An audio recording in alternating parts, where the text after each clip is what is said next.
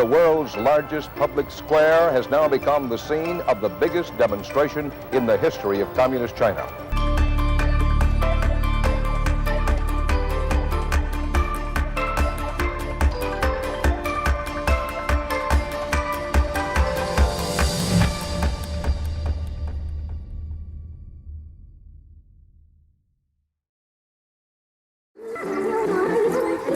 The small American press corps in Beijing at the start of 1989 was a colorful crew.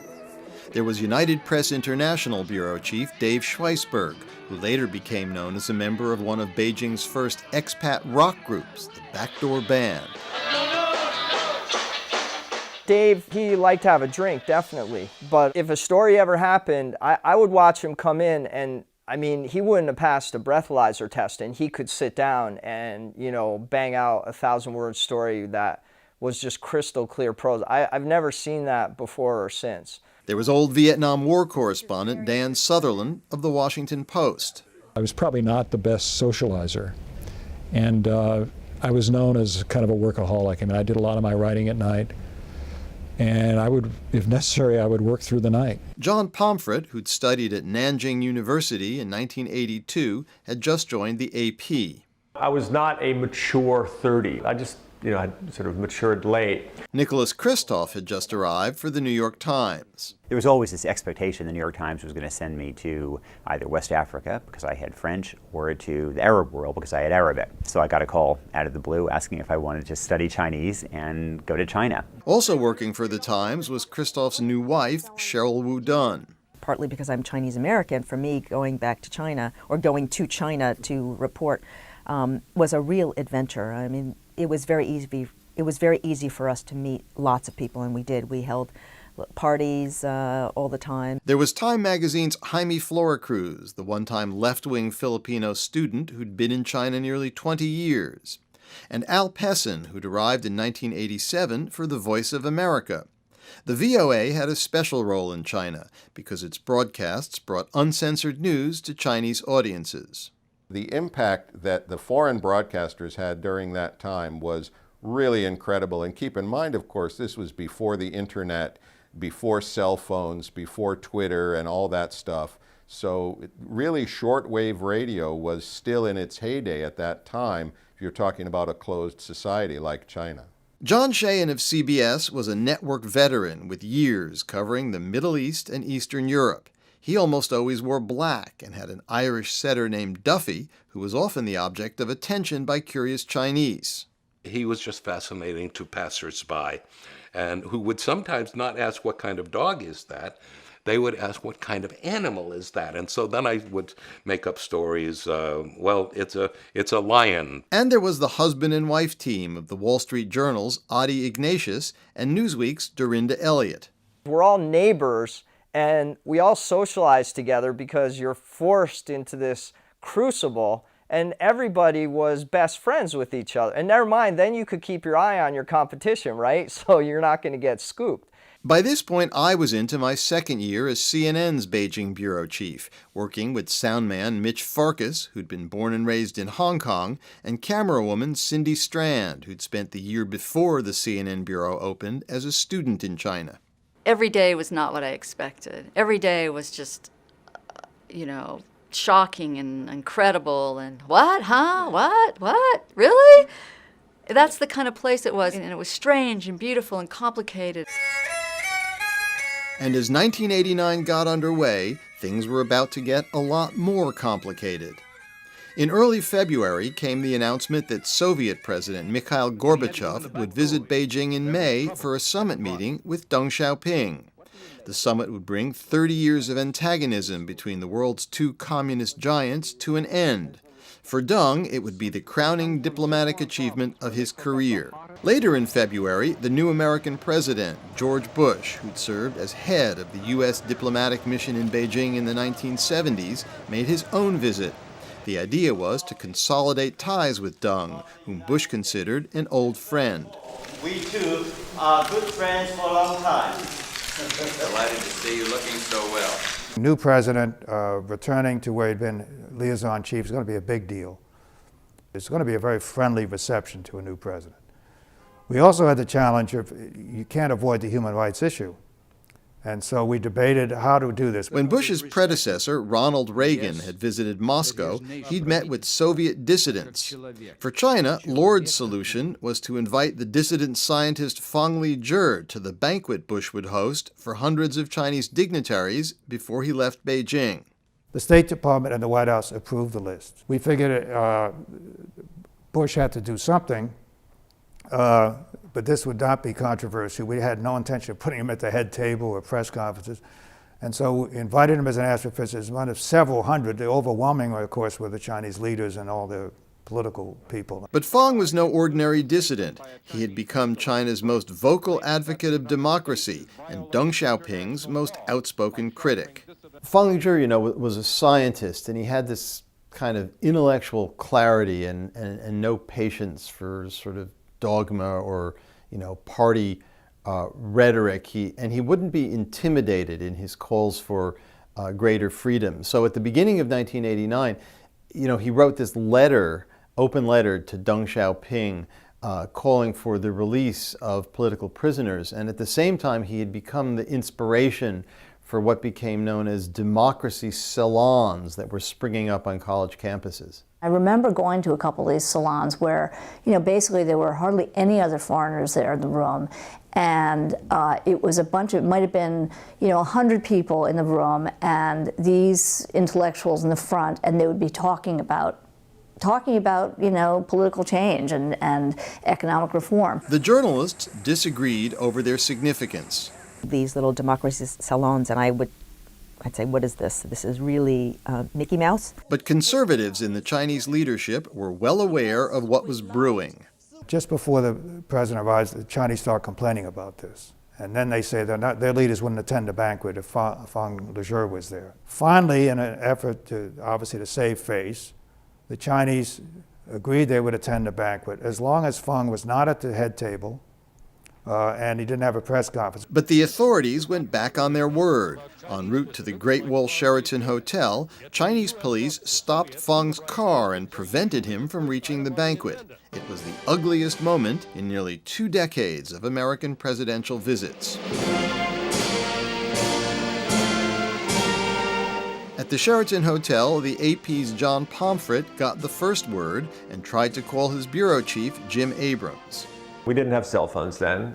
We actually had them for the crackdown, but we didn't have them then. So I'm trying to call Jim. Jim's not, and I'm screaming at him, and he's put me on hold, and I'm yelling through the phone in order to try that he would hear me, to get him to hear me, because it's on his desk. And he finally picked it up, and he said, "Oh, you have a story, okay." And then we filed a bulletin, and it went on from there. So then we tried to track down Fang the rest of the evening, and that became a whole sort of sub-event, and eventually we found him and he had an impromptu press conference. And it means that the government don't like my opinion about how to we ask a more democracy. Chinese officialdom stated goal was that Fang was not going to be at that dinner, and they succeeded. They did not succeed in keeping this out of the world spotlight, though, because suddenly it became this big issue. American presidents don't hesitate to spotlight human rights abuses in the Soviet Union. After tonight's incident, George Bush may wish he'd spent more time criticizing leaders here than courting them. Jacqueline Adams, CBS News, with the president in Beijing. James Baker was Bush's Secretary of State. The president wasn't happy about it because it was the first trip, and that incident sort of overshadowed, at least as far as the press were concerned, the trip and what President Bush was trying to prove with the trip. So he was not the least bit happy about it. In fact, Bush and his key advisors were furious. There was a big kerfluffle internally about how Fang Li-jie got on the guest list. But instead of blaming the Chinese, Bush's national security advisor, Brent Scowcroft, hoping to smooth relations with Beijing, held a background briefing for reporters from the New York Times and Washington Post, and, identified only as a senior administration official, blamed Winston Lord. Scowcroft, national security advisor, gives a background which basically says, and got worldwide media attention, this gets to the press aspect, that, I'm overstating a little bit, but basically said the president's trip was screwed up because the embassy invited this guy, didn't check it with us, and now we've had a disaster. I mean, to have your own White House blame you instead of the Chinese was one of the more frustrating episodes in my life. In less than 2 months, Lord would be gone as U.S. ambassador, to be replaced by James Lilly, a longtime CIA officer who'd been the CIA station chief in Beijing when Bush was the U.S. envoy there in the 70s. But Beijing's heavy-handed treatment of Fang Lijie underscored the nervousness of China's leaders. We learned that there are people in the party who will say enough is enough and that we will not let this happen, even though it will be internationally embarrassing. And that was a moment that was important. The Chinese leadership had good reason to be nervous. You have the whole winter where there's the sense that something's happening. I remember Fang Lijie, he said it right in front of me. He said, "谁都不怕谁," nobody's afraid of anyone, right? And then you know that the fuse is lit. As intellectuals increasingly debated the need for greater accountability and democratic reforms, popular discontent intensified as well. Some of it was political freedom, but a lot of it was corruption, inflation. We reported that there was unease and turbulence. All of this fueled a power struggle within the leadership. Zhao Ziyang had become Communist Party General Secretary in 1987 after party elders had purged his even more liberal predecessor, Hu Yaobang, for failing to crack down on student protests in late 1986. But Zhao, too, was a reformer. However, he had to share power uneasily with the conservative premier Li Peng. The two factions battled over the pace and scale of economic and political change, while Deng Xiaoping, the elder statesman, still held ultimate authority. On April 15th, Hu Yaobang died of a heart attack. UPI Scott Savitt, whose girlfriend Didi Huang was the secretary to Winston Lord's Chinese-American wife Betty, got the first tip-off and told his boss, Bureau Chief Dave Schweisberg. I got a call from Didi, and that's how I knew. Dave knew that my source of this information was the U.S. ambassador. Nobody else knew. So I remember Seth Faison at South China Morning Post at the time. He eventually was for the New York Times. But I'm Pomfret. These guys would all question me and say, "How does a punk like you scoop us?" But Dave knew, because it was just coming directly from, the highest source in the embassy. At the beginning, it really wasn't clear how big a story this was going to be, especially for television. So I remember I was sitting at home on a Saturday afternoon playing with my dog and my kid, and the phone rang, and it was an editor from the CNN foreign desk saying that The Wire's, probably UPI, had reported that some guy named Hu Yaobang had died, and did we need to do anything about this? And my reaction was, well, he was purged a couple of years ago. He's not that important a figure now, so just have the anchor read a few seconds on air. It's just not going to be that big a story. Well, boy, was I wrong.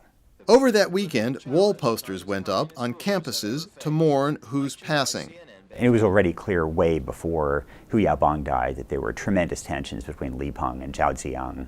And I think that the students were aware of that. I think that was one reason why they ended up protesting. They took advantage of this paralysis that arose from that leadership split. On the night of Monday, April 17th, several thousand students marched to Tiananmen Square. I got a call about 2 o'clock in the morning from Dave Schweisberg. He'd become one of my closest friends, and by this point we created a kind of informal alliance between UPI and CNN. We were both underfunded, struggling, the sort of underdog news organizations, and we helped each other wherever we could. And so Dave told me that he'd gotten reports that students were marching towards Tiananmen Square, at which point I woke up Cindy and Mitch, and we grabbed the camera gear and headed off to the square. We basically intercepted this band of college students not too far from Peking University, and I got off the car and I followed them. I interviewed them until they reached Tiananmen Square and unfurled that now famous banner, white banner, memorializing Hu Yaobang. It was the moment when mourning turned into political protest, the praise for Hu Yaobang coupled with slogans against corruption and for faster reform. We got back to the Bureau and I called CNN headquarters in Atlanta. I said, we have this amazing story. We have to book a satellite feed. And at that point, a 10-minute satellite feed transmission cost about $2,000, and CNN hated to book unilateral feeds. They always liked to join when other networks were also feeding so that the cost could be shared around. But I convinced them that this was a big enough deal, so they agreed on a unilateral feed. So we crashed out this package, and as dawn was breaking, we raced through the streets of Beijing to CCTV, where we did the transmission. And it was interesting when we sent the story, watching some of the technicians at Chinese TV, you could see they were excited by this. And so the story went out, and it was the first piece to air on American television about the protests in Beijing in the spring of '89. But at CNN and the headquarters of other U.S. news organizations, the focus was not on Tiananmen Square. It was on the upcoming China visit of Soviet leader Gorbachev. Bernard Shaw anchored CNN's primetime newscasts. These two great powers in the communist world, and globally anyway in terms of their influence, finally deciding to meet in Beijing and settle, not once and for all, but to settle this decades-long dispute. Historic, very historic. And because CNN was a global network, on the air 24 hours a day, 7 days a week, we had to be there. At CBS, which only had a 30-minute evening newscast, anchor Dan Rather was having trouble convincing his bosses. We began lobbying with the then president of CBS News, David Burke, to cover the Gorbachev trip, saying, listen, Sino-Soviet relations are still extremely important to the peace and stability of the world. And David Burke didn't, to his credit, didn't say no, but a big expensive trip, and is that worth it? Alec Miran was a senior producer for CNN's Special Events Unit. We had this audacious idea, because I had been in China earlier that year for a President Bush trip, and it was very tightly controlled in terms of transmission, in terms of what you could do and couldn't do. And I talked to Mike Chinoy and said, Mike, here's what we'd like to do. We'd like to bring in our own satellite dish. We made an even more audacious request, which was, we want to broadcast from the Gate of Heavenly Peace, which I guess was technically at the edge of the Forbidden City, which overlooks Tiananmen Square, which to my knowledge had never been done live. An engineer and I went, and Mike had set up meetings with the foreign ministry, and we said, please, we would like to transmit, and we would show live coverage of what we were planning to show was, the crowds to see Mikhail Gorbachev. As Miran and an engineer came to Beijing and surveyed the roof of the Beijing Hotel overlooking Tiananmen Square as a possible live shot location, to CNN's surprise, the Chinese agreed to let them bring in their dish or flyaway, but insisted it be set up at the Great Wall Sheraton Hotel. That's when we made the request for the microwave transmitter. We thought that was rather audacious. We'll bring a little microwave transmitter, which is a unit that was not very much bigger than a book, which would transmit our signal of Mike or Bernie Shaw, our anchor, back to our headquarters at the Sheraton Hotel 5 miles away. The Chinese approved the microwave as well, but the authorities were increasingly preoccupied by protests in the streets. Saturday, April 22nd, was the state funeral for Hu Yaobang. As Deng Xiaoping and other top officials gathered in the Great Hall of the People, outside, in Tiananmen Square, tens of thousands of students held their own memorial. I had a feeling that this might be something that had staying power. The authorities had the same concern, and on April 26th, the People's Daily carried a strongly worded editorial denouncing the protests as counter-revolutionary turmoil. I saw that and I realized this is Deng Xiaoping. This is from the top. It's in the People's Daily.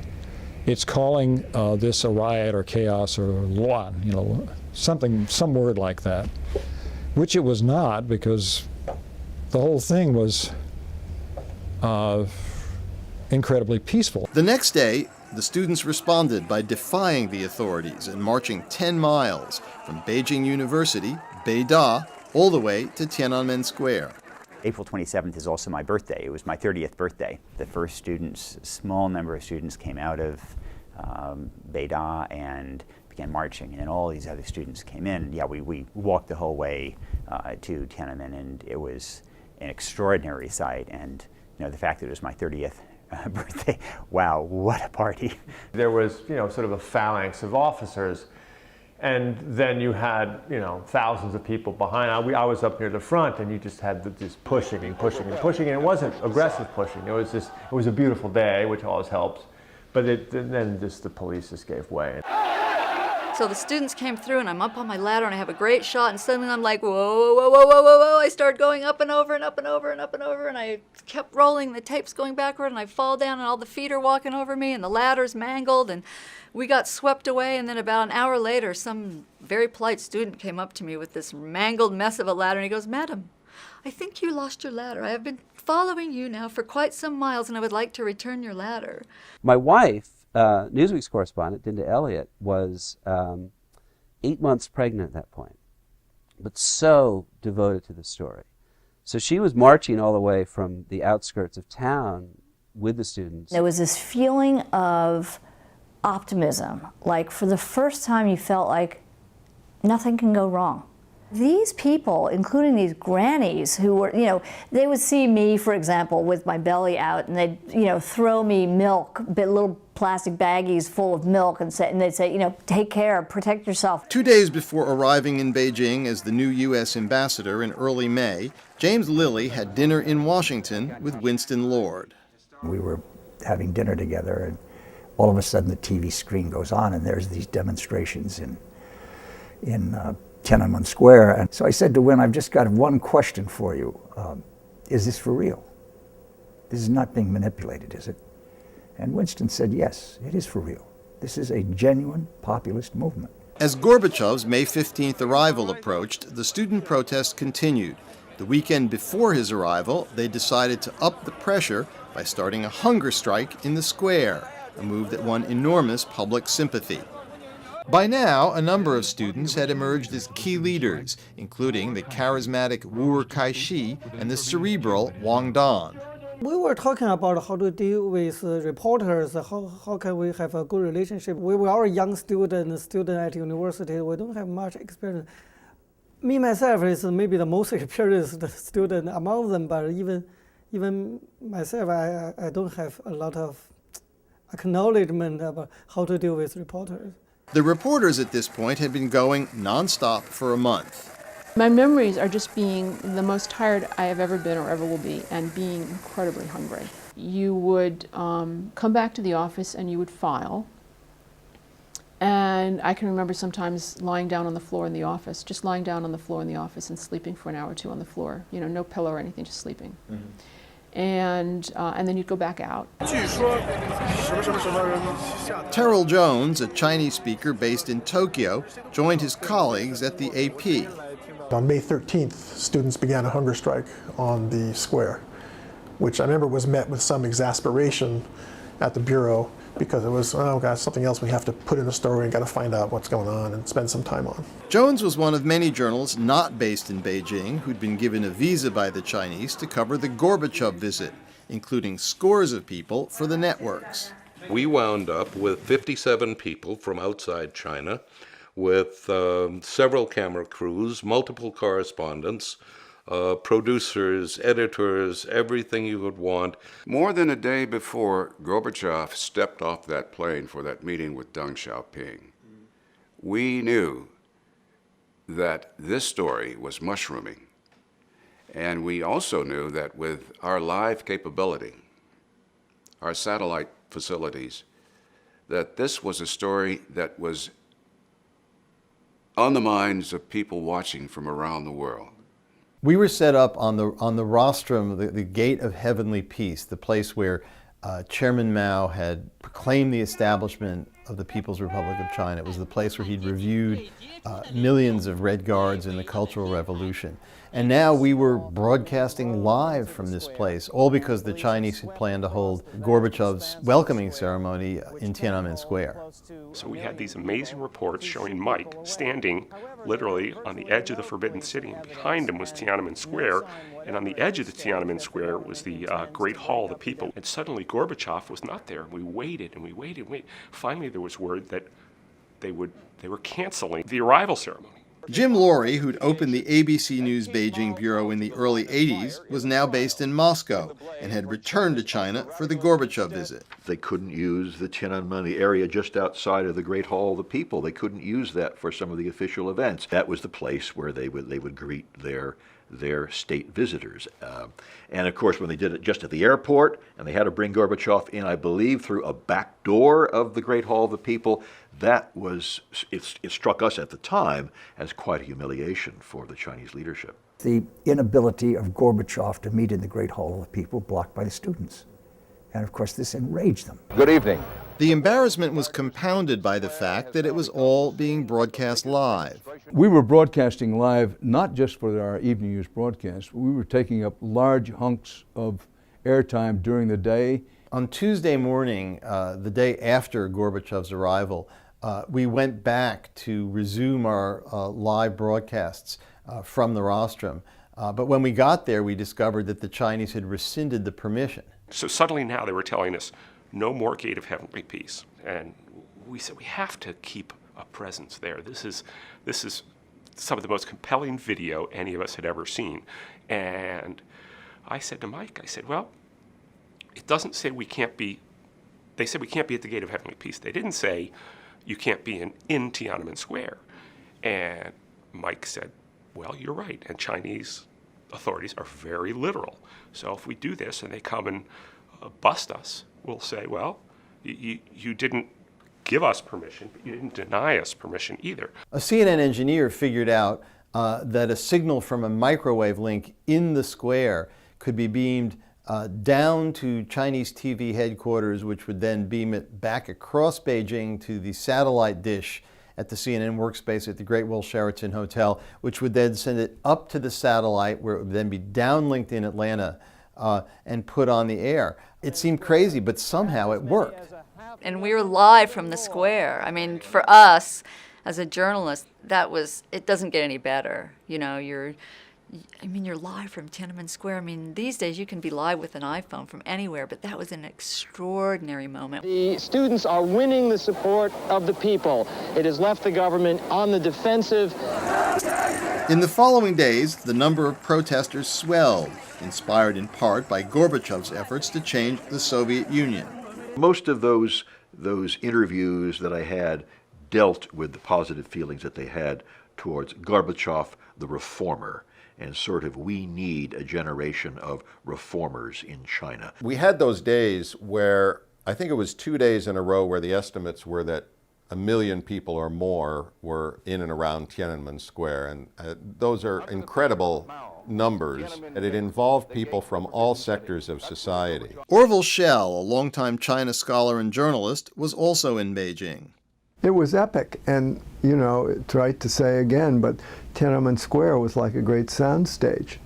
I mean, any journalist who was there, they knew that whenever they wanted, they would, you know, week after week after week, they could just go down to Tiananmen Square, and there was a cast of thousands ready to perform for them.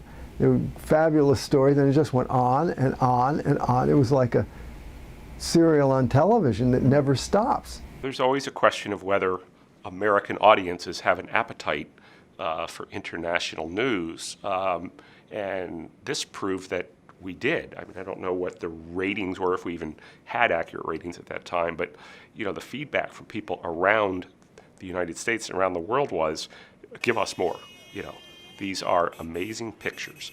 These are amazing stories. It wasn't just American audiences. The Voice of America's coverage was making independent news of the protests available to Chinese audiences. It was a very big deal in China, and people would transcribe our Chinese newscasts by hand and then copy them on mimeograph or photocopy machines and post them on telephone poles around the city. Like CNN, other news organizations were now staffing the square 24 hours a day. It was a 24-hour kind of a party scene early on. You know, there are people with guitars, people with putting up tents eventually, and people awake at all hours. They had a printing press, and they had medical clinics, and they had people bringing food, and it was like a city within Tiananmen Square. And we used to call it T-Square, right? When we'd call each other, hey, we need supplies at T-Square. With fewer staff and resources, UPI, which was already in financial trouble, fought to keep up with the competition.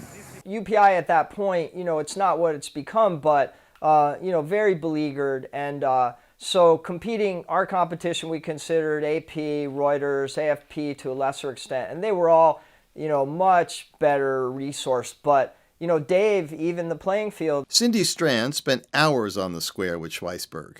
Oh my God, Dave. He was funny and cynical, and he loved China, and he hated China, and he used his humor to get him over those humps of the frustrations of covering China. And always curious, always, you know, wanted to be in the middle of it. Reporters worked hard to develop relationships with the student leaders. For the AP's John Pomfret, this led to a decision to take one of them, Wu Kai-shi, to dinner at the height of the hunger strike and not report about it. It was one of these funny moments where, what do? Do you write about it? You know, Wu Kai-shi breaks hunger strikes, goes and gets, you know, noodles with beef, or do you not? And my decision obviously was not to write about it because I felt this guy was a source. He was going to be a very, very useful source. He turned out to be a very useful source. And, you know, protect him. And so I did. This was just one illustration of the degree to which many reporters openly sympathized with the students. I think to a certain extent we idealized the students to the point where it was a little bit shocking when we discovered that some people who were supposed to be on hunger strike were actually having a meal at the Beijing hotel. Yet this was never reported at the time. The media were on the side of the protesters.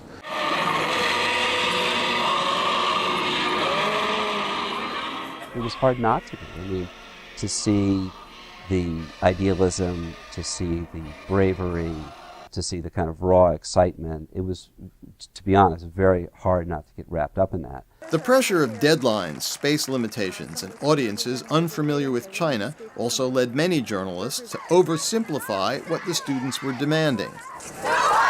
We often, our shorthand was pro-democracy protests. We did try to regularly explain more broadly, you know, what that was shorthand for, and I'm not sure how good a job we did at that. We probably had a tendency to make it sound too much like a Made in America kind of democratic movement. But that doesn't invalidate this as a popular movement for reform. You know, and maybe democracy is an easy catch-all. Maybe that confuses people with Western-style democracy or U.S.-led democracy. But, you know, it was clearly a movement that was driven by some really powerful senses of the injustice in society. You know, there's another element in this issue of superficiality, and that is, by about the middle of May, a lot of the reporters who were covering this story were outsiders. They weren't based in Beijing. They'd come in for the Gorbachev trip, or later they'd come in just to help out as people got totally exhausted and burned out. So these were folks who really didn't have much experience in China. They didn't really know the place, its history, their politics, and I think that contributed to this sort of oversimplification of the narrative. And I think it may also have kind of created this false optimism, these raised expectations that this was all going to have a kind of happy ending. And when it didn't, then the reaction among the audiences in the States was even stronger. We're sending back these images to the United States, and understandably people get excited about it, but the expectations of our audience in the States are going to far outrun any realistic expectations here. Even some seasoned China watchers were swept away by the euphoria. It was very difficult not to believe it's over. The worm is turned. This system is going to change. And it wasn't just us.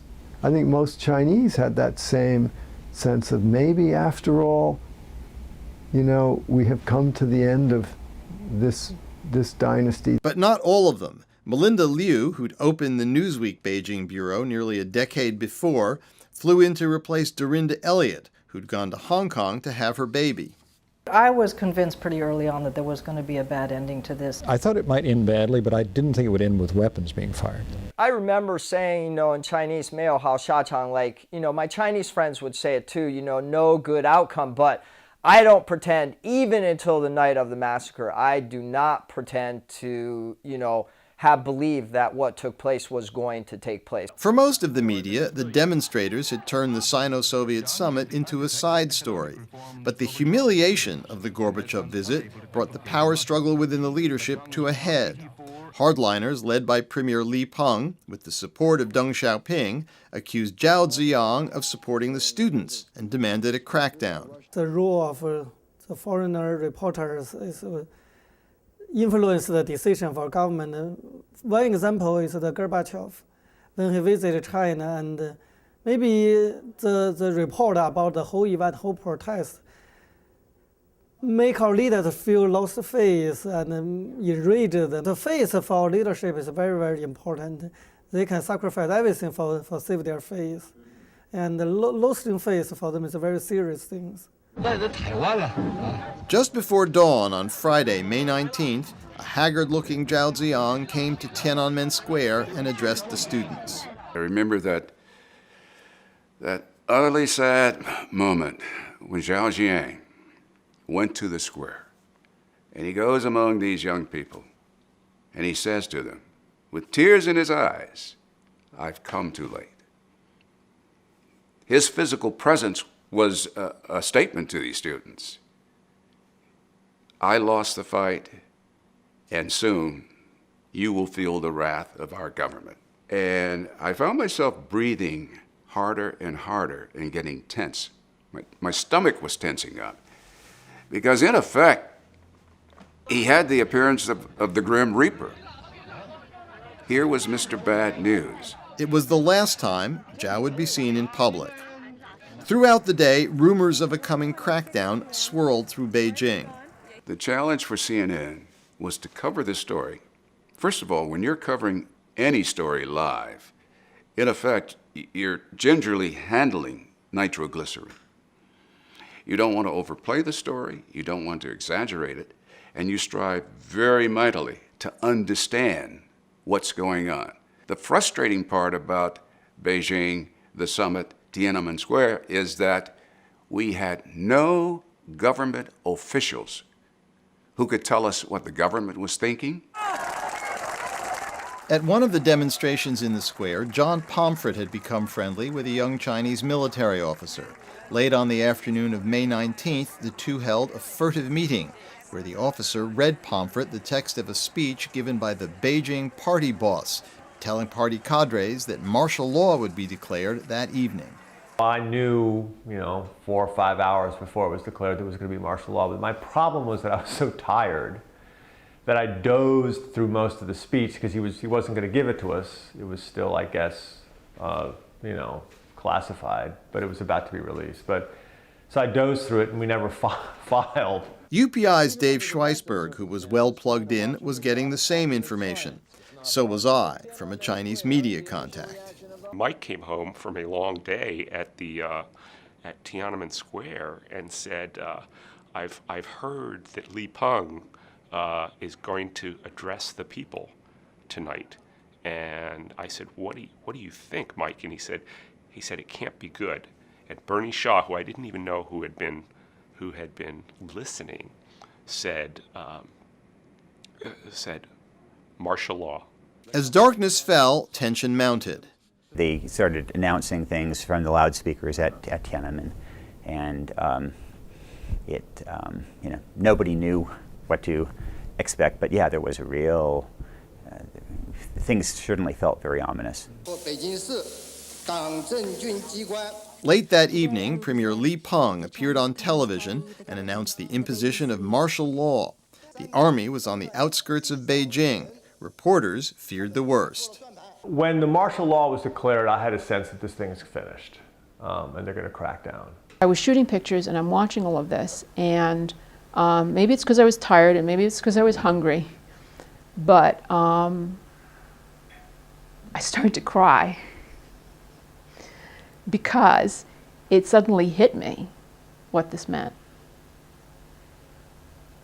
And I knew that they were going to come in and put this down.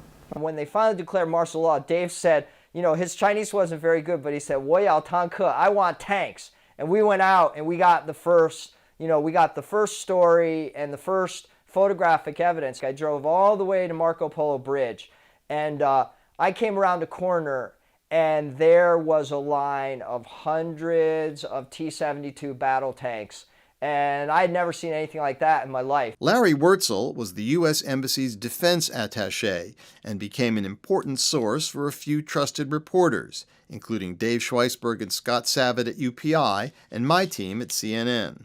I don't think the press, for the most part, they never really learned how and where to cover the military.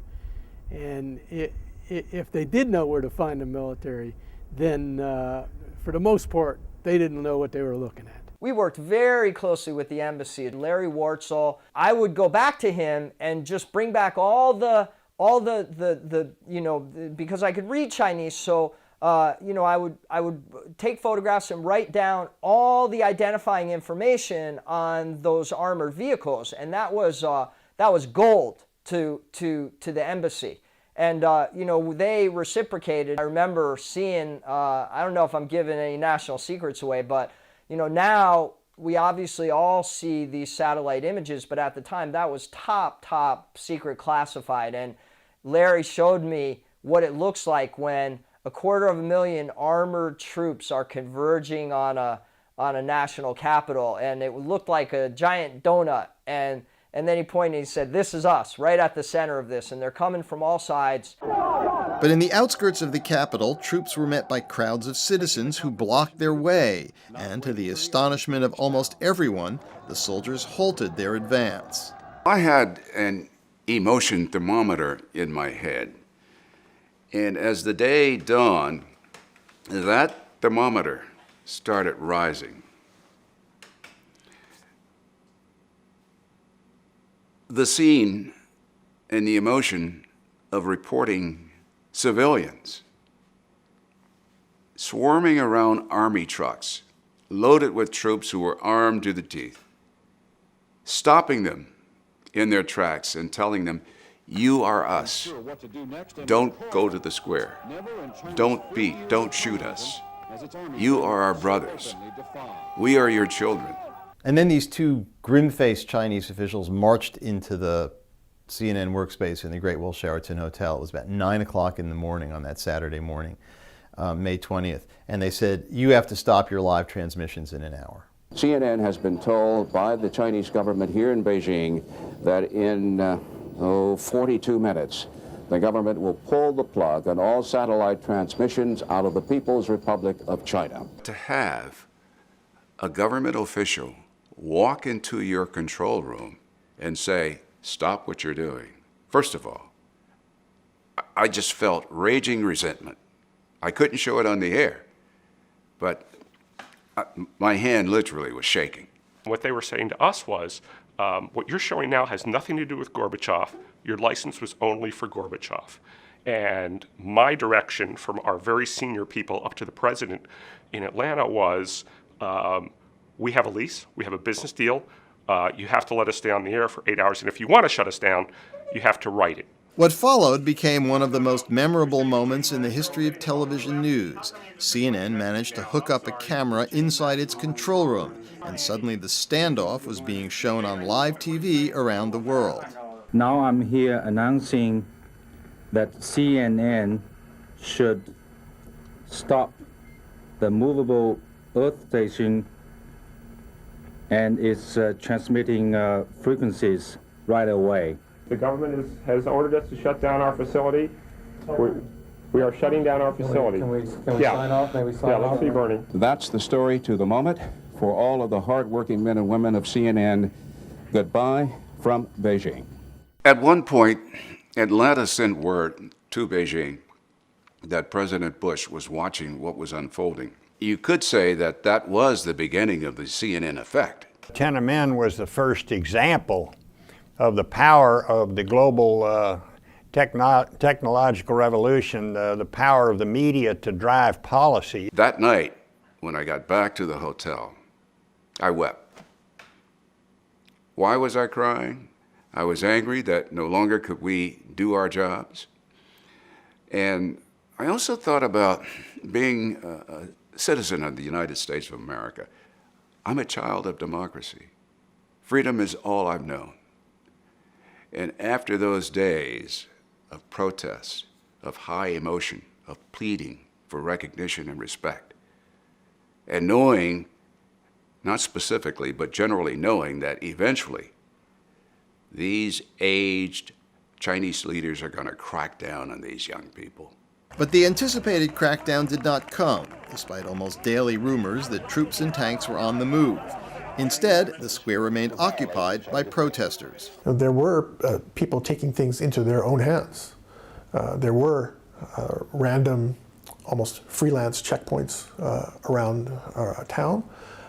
People around the square, the people there, students there, and others tried to form their own little city and semi-government there. I remember that they were asking journalists for press passes to let them into the inner sanctum at the Heroes Monument. These Chinese students, they recreated a hierarchical order. And, never mind, they had been through Communist Youth League, so, they had been trained to do this their whole lives. And I remember thinking, this is worse than trying to get into party headquarters. As the days went on, the mood did start to change, and it started to get quite trashy, and the festival feeling started to be replaced by people who were getting sick, and it wasn't just students anymore. I remember going to Tiananmen Square and seeing the sorry state of the square by then. It was, and it was dirty. I think the organizers had started to lose control of the square itself. With exhaustion taking its toll, news organizations brought fresh staffers who got tourist visas by pretending they weren't journalists. Jeff Widener was the AP photographer in Bangkok. The first thing I did was approach the Chinese consulate for a journalist visa. And I remember distinctly they said, "Mr. Widener, it would not be convenient for you to go to China right now." So I guess that was the end of that, and I had to think about some other possibility to get in. So I decided to go to Hong Kong. I told the U.S. Embassy that I had lost my passport because it had previous stamps from my entry into China. I went to a small travel agency and I asked for a tourist visa. And they managed to get me one. Jonathan Scher, a cameraman with international experience based at CNN headquarters in Atlanta, got a tourist visa in the U.S.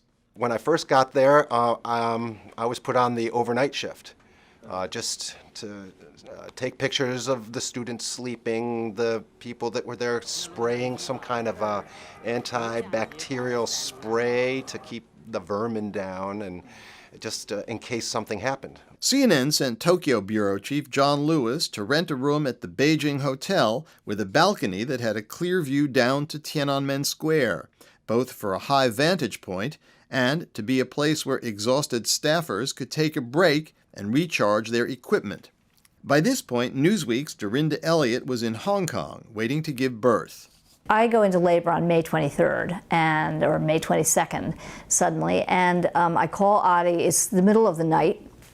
I call him in Beijing, and he's in his office. She called me after midnight, and I was like, okay, I'm really busy. What's up? And I say, Adi, my water broke. I'm going to labor. And Adi says, I'm sorry. There's the rumor that there are tanks coming onto the square, Tiananmen, and And then I said, Adi, my water broke. I'm going to labor. And he says, what? Holy shit. So I just drove my car to the airport, just essentially abandoned it, talked my way into, a ticket. I get a friend over with me the next day to, help me through labor. But you know, the whole time it's like this race against the clock. Is Adi going to make it? We finally get to Hong Kong. Again, there are no cell phones. I cut to the front of the line at customs. I cut to the front of the taxi line.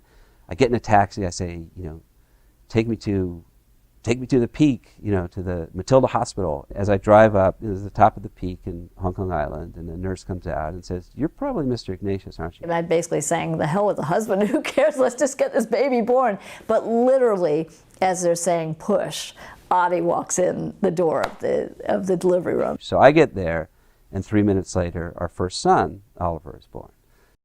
By now, the protesters at Tiananmen were running out of steam. Some news organizations continued to bring in fresh blood. CBS sent Richard Roth, a correspondent from New York. The AP brought in photographer Liu Hongxing, now based in Seoul, but who'd covered China years earlier. Others, however, began to scale back. The week before June 4th, people thought it was over. Only half of the Newsweek team was here because the other half wanted to go on R&R to Hong Kong. On June 1st, the mood in the square changed dramatically with the arrival of the Goddess of Democracy, created by students at the Central Academy of Fine Arts. It was a brilliant piece of political theater. Here you have this Goddess of Democracy, which resembles the Statue of Liberty, right in the middle of Tiananmen Square. Right behind it is, overlooking the square, is the giant portrait of Chairman Mao, and it was a great shot, and the symbolism was very, very powerful. The arrival of the goddess revived the students' flagging spirits. For the hardliners in the Chinese Communist Party, it was the last straw. On the night of June 2nd, I was late duty at the office. I remember hearing just noises outside that were unusual, sort of huffing and shuffling, and I looked out the window, which looked right onto Chang'an Boulevard, and I saw hundreds of soldiers. I made a call, and then I got in the car. What happened was they got toward the square. I was watching from the balcony of the Beijing hotel, and I was broadcasting this live over the phone, and I saw these crowds come and simply stop the soldiers who'd been jogging towards Tiananmen Square and force them to go back. If it was intended as a show of force to somehow intimidate the protesters, it totally didn't work. The next night, it would be different. The assault on Tiananmen Square is now underway. There has been gunfire, there are people dead, there are people wounded in various places around Beijing. Hopped on my bicycle and hurtled toward Tiananmen Square, and you could hear the gunfire ahead, and the crowds were rushing the other way. And I kept thinking, this is a crazy job where there's gunfire, everybody in his right mind is running that way, and you're going toward it. John Pomfret was on Chang'an Street, the Avenue of Eternal Peace, near Mushudi, several miles west of Tiananmen Square. There were buses that had blocked the small bridge coming towards the center of the city, where we were. And people began to throw stones at the military, throw rocks at the military. And the military approached the buses, and then basically they got off the trucks, and at that point people began to fire. I can hear it right in my mind, like I'm reliving it. Pa pa pa pa pa pa pa pa pa, right? And those are those AK-47s on semi-automatic. I hit the dirt. I saw people either falling or being shot. It was like really bad, because even if they weren't intending to kill people, there was just people shooting in the darkness. So, you know, a lot of people were just getting hit by accident, and you know, the bullets are so close that you not only hear the percussion of the shot, but you hear the zing, and that means it's really close. And then the most extraordinary thing started happening. An APC comes in front of Chairman Mao's portrait and it's set on fire. The protesters crawled on top of the armored personnel carrier. I was photographing. Bullets would fly past us and you'd hear people crying and screaming, and this APC was on fire, and I think many soldiers died in that APC that night. There's a soldier who's dead, curled up on the ground. I took one photo. I couldn't take more because I had no battery power hardly. People are throwing rocks, they're going crazy, they're running around. There's one guy who's on fire. He's rolling around on the ground, and there's people trying to put him out. And I'm looking down at my camera, and I'm waiting for the flash to get the ready light on. And as soon as I see it flash, I pick the camera up to my eye to take a picture, and boom! I just like, whoa! And my head jerks back, and I look down. There's blood all over me. The camera is completely ripped off. The lens is ripped off. A massive concussion. It was chaos. It was just chaos. There was a tank that was coming right at us, and people were running around. We heard some gunshots, and at that point we said, we're getting out of here. This is not a safe place to be, and we went to the Beijing hotel. And at that point I realized that I had to get out of there. I tried to pedal my bicycle back to the AP office, and it seemed like it took an eternity because there was burning buses, exploding vehicles, there was red tracers flying over the Great Hall of the People. Cindy Strand and Dave Schweisberg decided to stay in the square. This is what you're a journalist for. We're right where we need to be. We're witnessing history. I mean, that's what makes a difference. If you're not there to witness, there is no record. There is no real record unless you're standing there. And that's what Dave was about. Dave was about being there and watching this moment unfold. CBS correspondent Richard Roth and his cameraman Derek Williams found a vantage point on the western edge of the square. Roth was reporting live over a large and clumsy cell phone. Now people are running away from the gunfire, from the advancing troops, assuming they are advancing. I guess they are. We could film right into the square. We could see people on its periphery. We had a good view of any action, but we were out of its center. There are thousands of them, and troops in extraordinary numbers. They're moving south to north along the western side of the square. They've got rifles on their shoulders. They're wearing helmets. They're in battle dress. We were immediately noticed, and a squad broke off from this column of troops and headed directly toward us.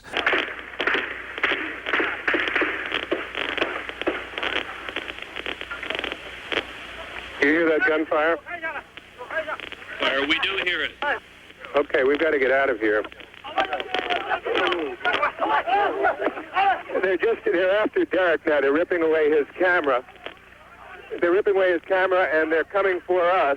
An officer came up to the group, and he looked at me for a second, and he just threw a punch and knocked me down. The phone went spinning. I went down to the ground. We're trying to move back and move away.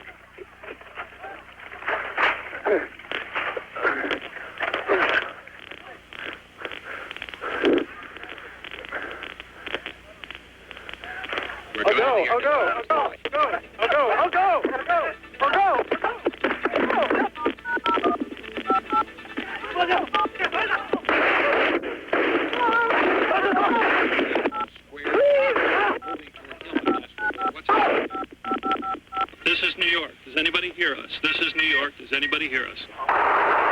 So the sequence heard by listeners was, I'll go, I'll go, I'll go, which to some sounded like, oh no, oh no, oh no. A phone dropping, gunfire, and the line goes dead. The Chinese government, that they wanted to stop the messengers. People like Richard Roth corresponded on the scene with the messengers.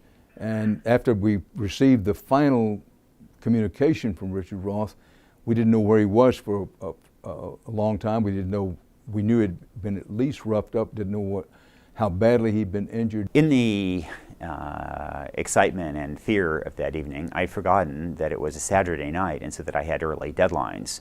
And so that hugely complicated things, and I ended up staying out later than I should have, and that left the foreign desk and Cheryl really, terrified that something badly had gone wrong when I didn't show up. It turned out to be really, really scary, and so I just remember calling my foreign editor and almost like really having a fit, and he goes, calm down. He's trying to calm me down. He said, just do me a favor. This is one thing that you need to start doing is keeping a tab.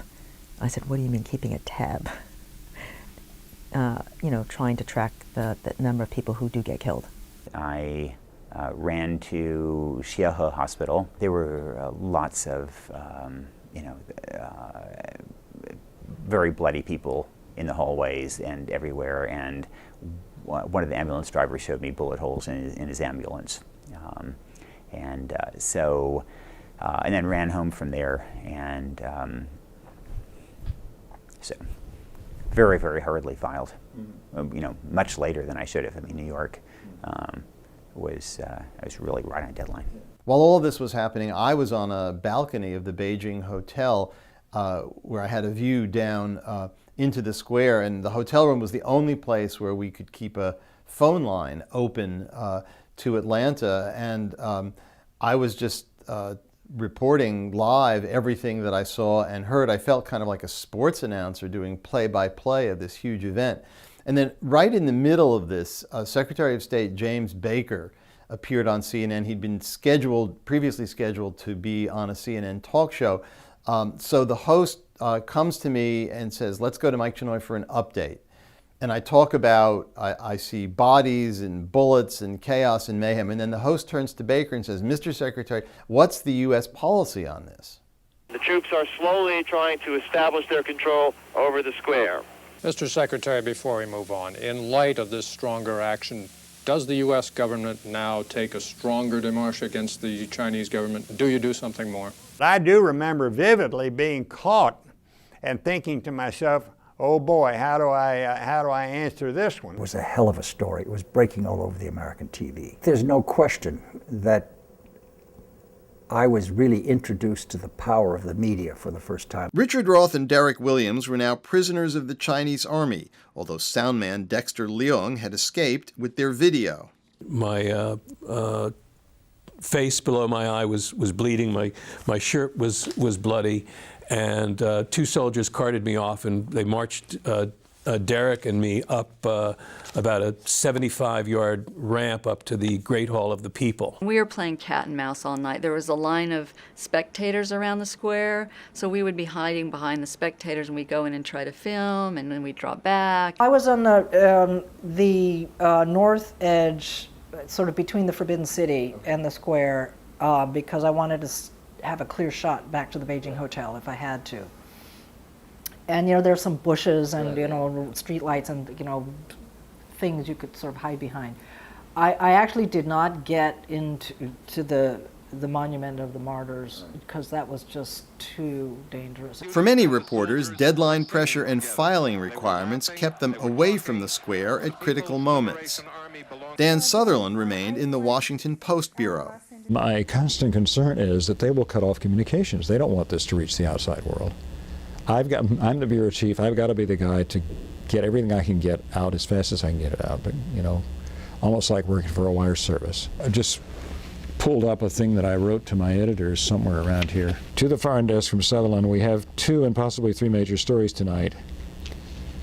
Lead all is military occupation. The main story, the lead all. Military occupation of Beijing, sporadic street fighting. There were still little battles going on. Troops moving into universities. As I speak, 30 tanks are leaving Tiananmen Square, coming down Chang'an, Dajie, in the direction of this office, firing machine guns. I will be observing them from a diplomat's apartment here. Jaime Floracruz stayed in the Time office. We had already closed the magazine.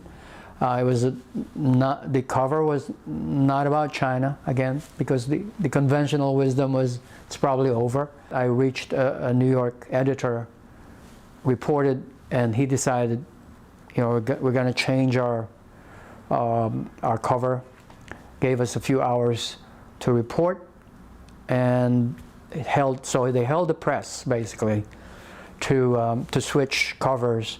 I mostly sat in a studio. We had moved our whole operation into the Shangri-La Hotel. I had moved my children and my wife and my dog there, and mostly I just did constant stream reporting. We had open lines to New York.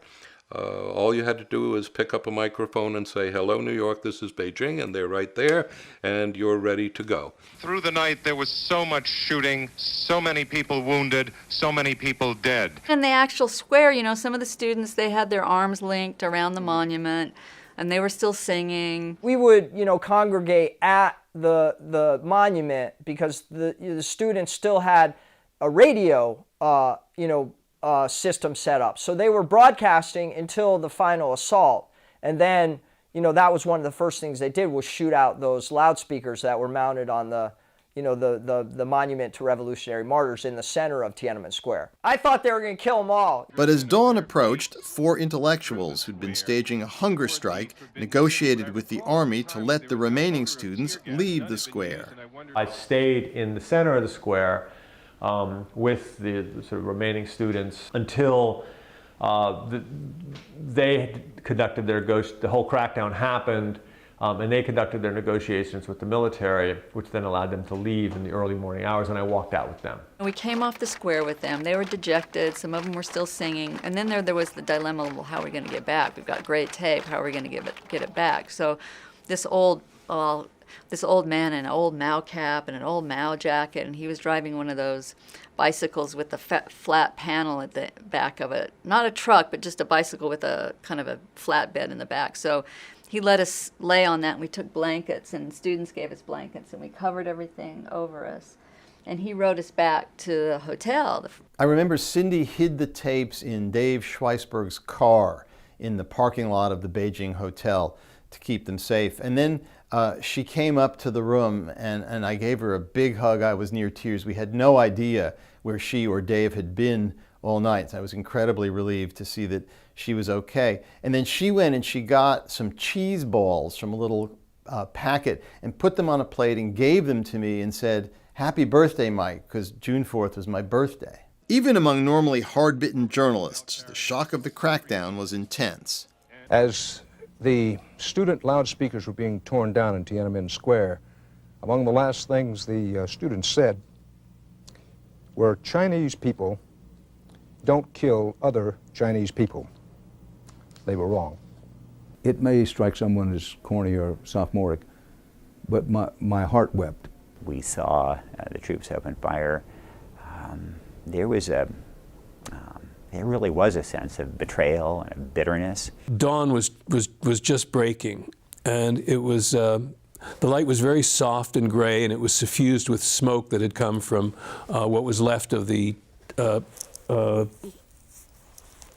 protesters' encampment in Tiananmen Square. We were hustled into 2 jeeps that were at the bottom of the steps where we were being kept. There was a driver in front and an officer in the passenger seat in front. And I remember he stood up and held onto a bar as we started driving through the square. There were workers that were bulldozing rubble and sweeping up rubble, but there were no bodies. There was no smell of tear gas. I don't remember seeing an ambulance, and there was certainly no sign that there had been any mass killing in Tiananmen Square. But as the army moved to consolidate its control, shooting continued in other parts of Beijing.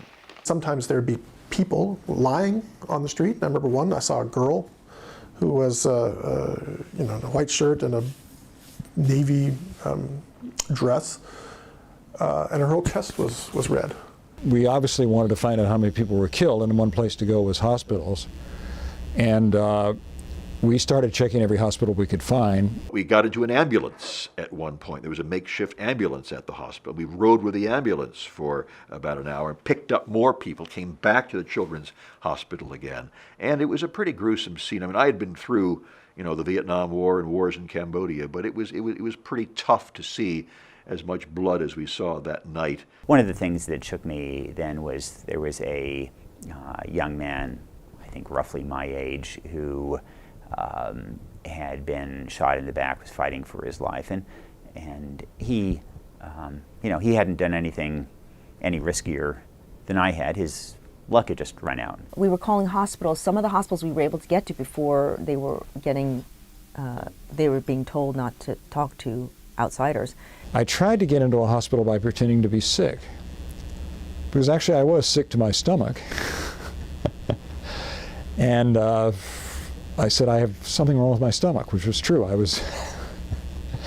think my stomach was in knots. And the guy behind the desk said, "Sir, are you really sick, and who are you?" kind of.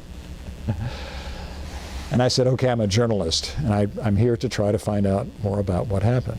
And they threw me out. It didn't take long for a controversy to erupt, which continues to this day, over how many people died. One of our reporters was talking to a Red Cross person who said, yeah, at least 500 people killed,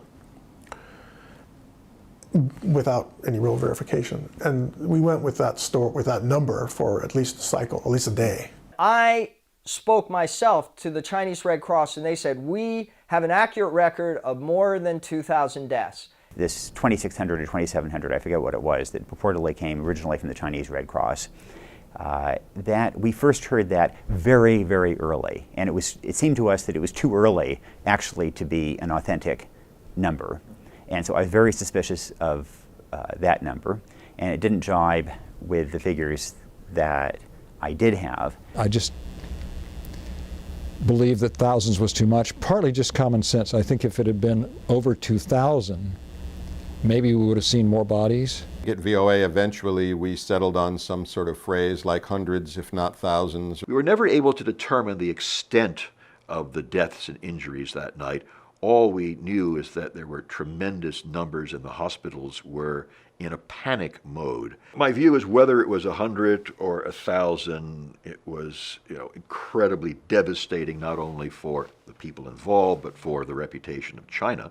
After I got back to the CNN workspace at the Sheraton Hotel, I got a tip from a Chinese friend that the Army was on the way, that there was a good chance they were going to raid the hotel, raid the workspace, and seize all our tapes. And so we were really concerned about preserving the record of what had happened. So I got in my car and I drove to the embassy, and McKinney Russell, who was the press counselor there, was a good friend, and he let me in. And when we got inside, he insisted only on writing me notes. He wouldn't speak because he was worried that even inside the embassy that it was bugged. And so we exchanged notes, and I explained I thought the Army was coming and was going to seize our tapes. So they agreed we could keep the tapes at the embassy until things calmed down.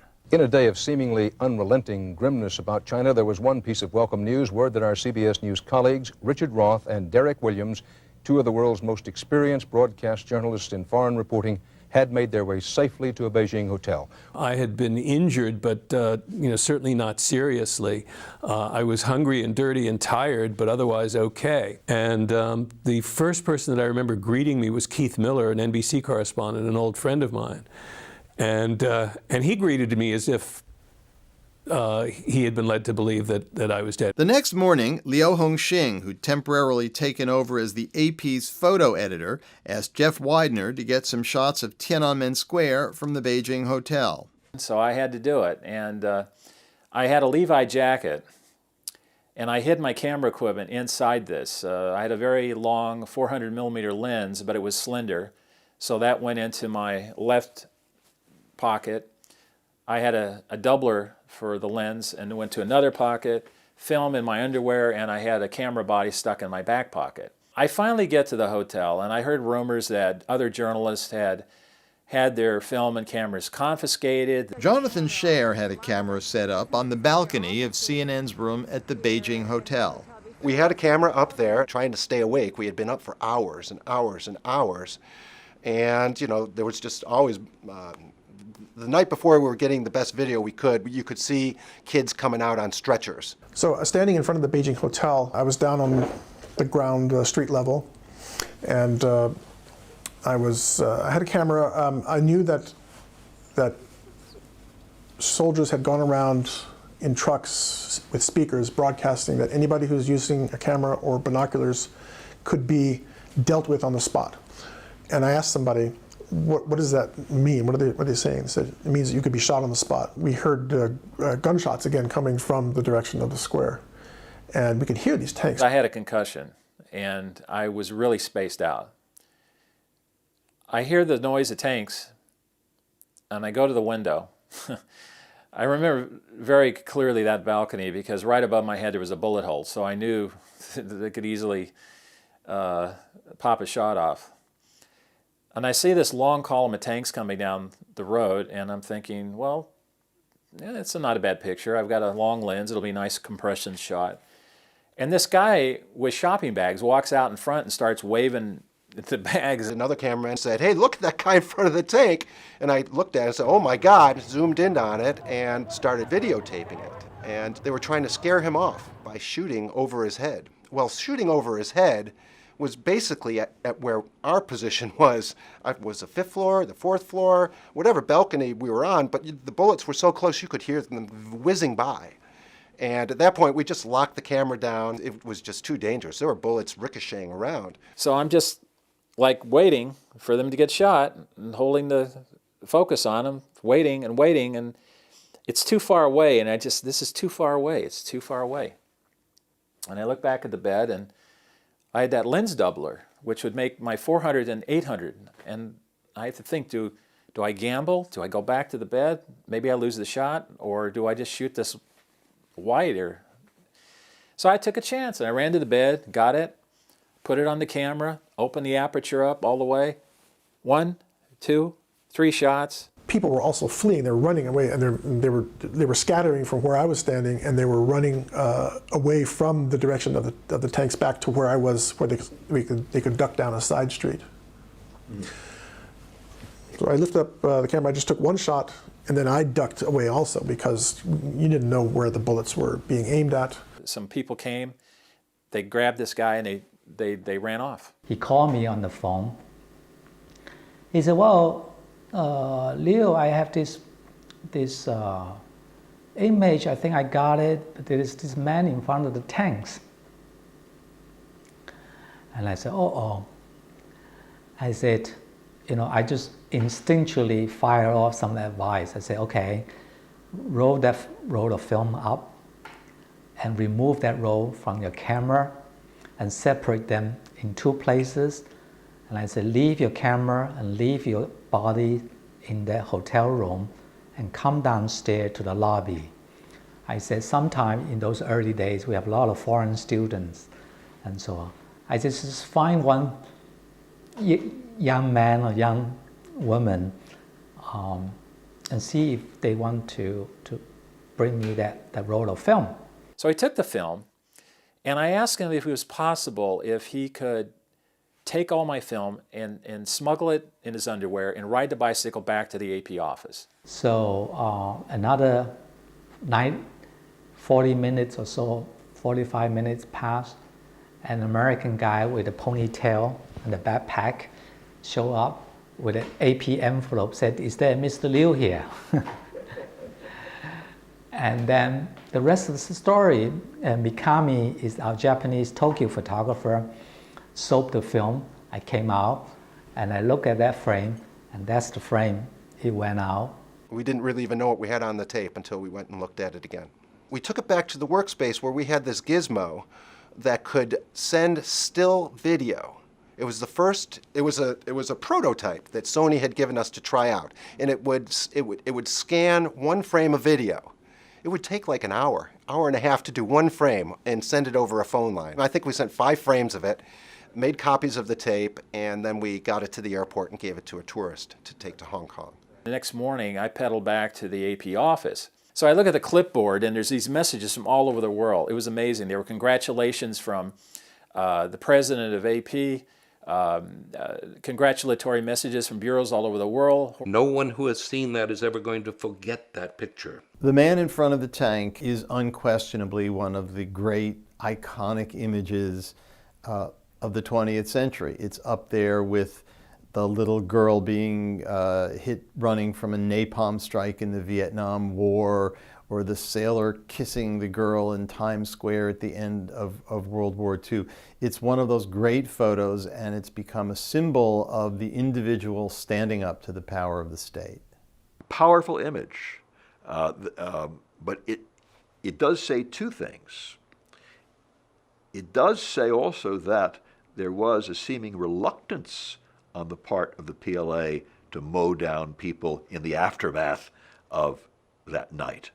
The fact they didn't just move right ahead and roll them over.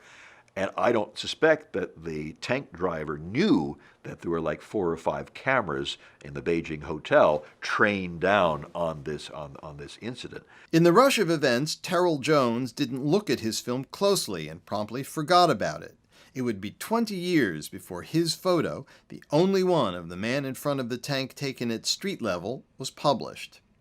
That same day, the dissident physicist Fong Li Jie and his wife sought refuge at the American embassy, after hiding out in a hotel room being used by Jay Matthews of the Washington Post, who'd flown in to help Dan Sutherland. U.S. diplomat Ray Burkhart handled the cloak and dagger operation. People were shooting in the streets, and it was just a real sort of nightmarish atmosphere. We went and picked them up in the hotel, and we brought them sort of lying on the floor of the van back to the embassy, where he stayed for a year before he got out. Meanwhile, rumors swirled around Beijing that the military had split over the crackdown, spurred by the PLA opening fire at an apartment block housing U.S. journalists and diplomats. I was trying to get 3 hours sleep or whatever, and all of a sudden I hear what sounds like machine gun, automatic weapons fire hitting something near my apartment. I mean, it was very loud. Staccato, you know. I just rolled out of the bed, crawled to the phone, managed to get through to Washington and said, I don't know what's going on here. And I don't know what time it is. I haven't got my watch, but listen to this. I held up the phone. Part of what precipitated the embassy buildings and compound being shot up was a CNN crew had been up there the day before, observing events and taking footage, and some of them used my balcony, you know, and then the next night they came, or the next day, I was actually warned by somebody in the PLA, don't be in your house your apartment after 10 a.m. And, you know, my apartment took about 40 rounds. I mean, they just shot the place up. And I think that was to shut down CNN and the other reporting. There were these crazy rumors about, oh, well, these troops from this province and these troops from this province, they are really sympathetic and they're turning anti-government. It's kind of rumor that people like to believe, you know, especially journalists. You know, it's a great story.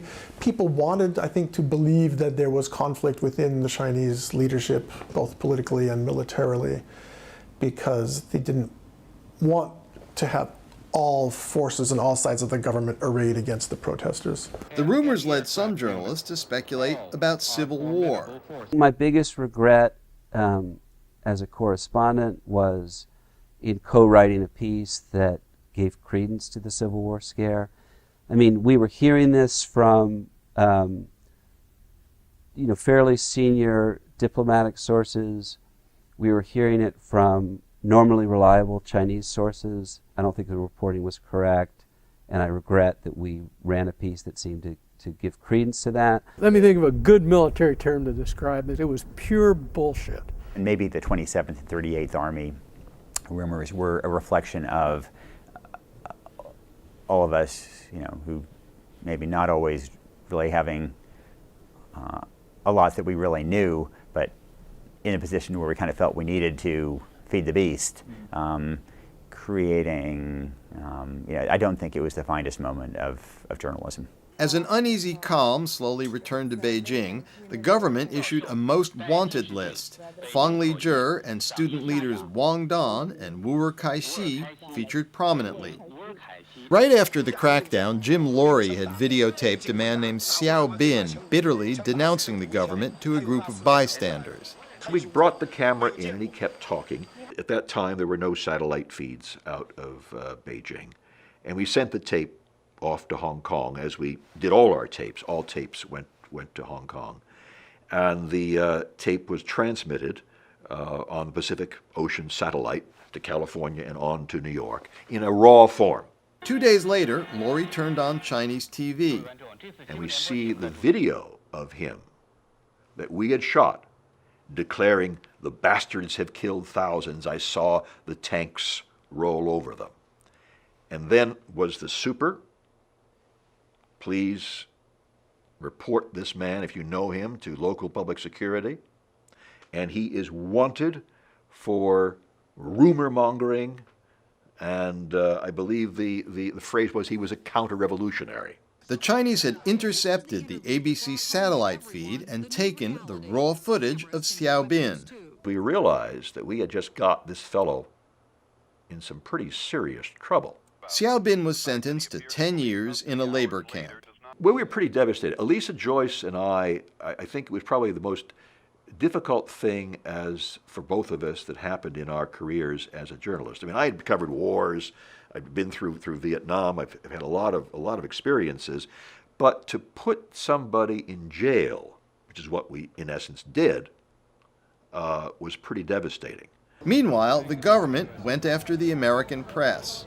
In the days after the massacre, some strange things started to happen at the VOA office in Beijing. For one, we got a lot of phony phone calls. We would pick up the phone and a voice on the other end would say, "Is this VOA?" In English would say, "Is this VOA?" And we'd say, "Yes." And they'd say, "Fuck your mother, okay?" and hang up. This was pretty eerie and a little bit scary. On June 14th, Al Pessin was summoned by the police. An official who I'd never seen before, and I don't know who he was, read me an order which included a long diatribe against VOA's coverage of the lead up to and the massacre itself, and then ended with the phrase saying that I was expelled from China starting 72 hours from now. The same thing happened to John Pomfret.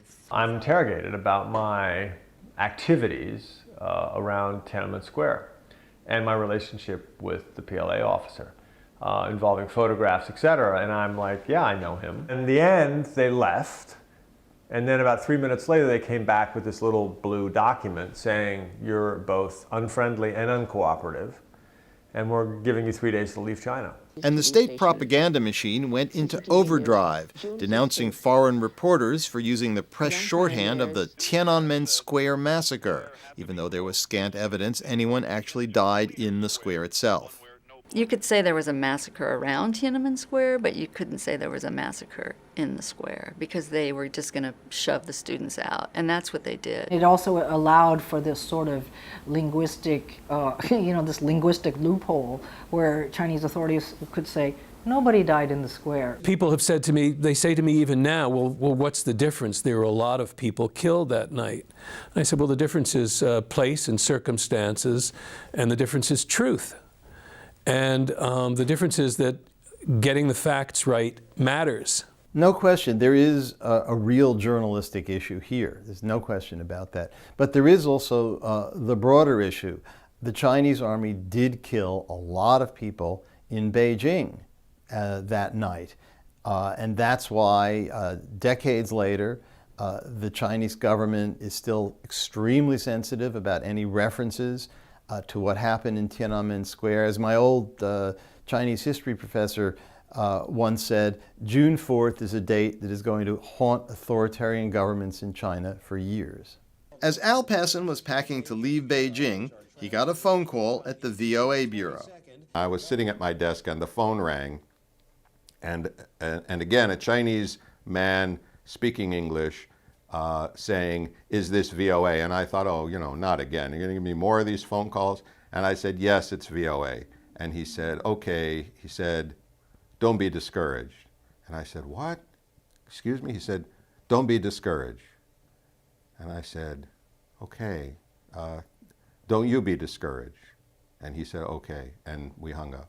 2 weeks after the crackdown, the Chinese Foreign Ministry invited foreign journalists to visit the square. All was quiet.